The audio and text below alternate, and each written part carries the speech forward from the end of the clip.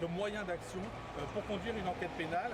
Et en tout cas, le procureur a réagi. Le moment fort de cet après-midi, c'est la projection de 3 vidéos, de 3 reconstitutions avec le son dans le cockpit de ce qui s'est réellement passé.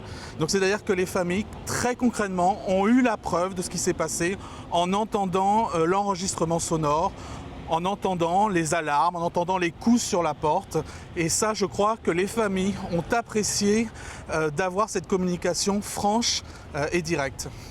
C'est une information judiciaire pour homicide involontaire ouvert contre X. Alors il y a beaucoup d'éléments au fil des dernières semaines, on a eu beaucoup d'éléments. L'intérêt de cette réunion, c'est de mettre en cohérence tous ces éléments. Peut-être la nouveauté, c'est qu'en 5 ans, Lubitz a vu plus de 40 médecins.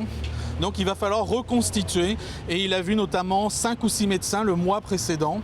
Et aussi on voit bien que l'orientation du procureur, c'est d'ouvrir une information judiciaire qui va se poser la question de l'homicide involontaire et très clairement de faute ou de manquement dans la détection de l'état de santé de Lubitz par la compagnie Lufthansa.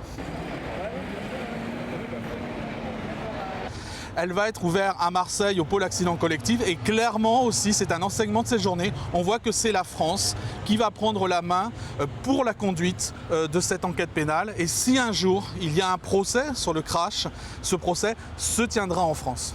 Clairement, en tout cas, la France est reconnue comme l'entité qui va conduire, qui va prendre. Ça a été annoncé sans ambiguïté par le procureur qu'il allait ouvrir une information judiciaire et que 3 juges d'instruction du pôle accident collectif de Marseille allaient enquêter au titre de l'homicide involontaire pour justement voir comment peut-être a-t-on fait des erreurs d'imprudence ou de maladresse dans le suivi médical et dans la détection. Tout l'enjeu finalement c'est détection ou dissimulation de l'état de santé par Lubitz. Tout le monde se décale.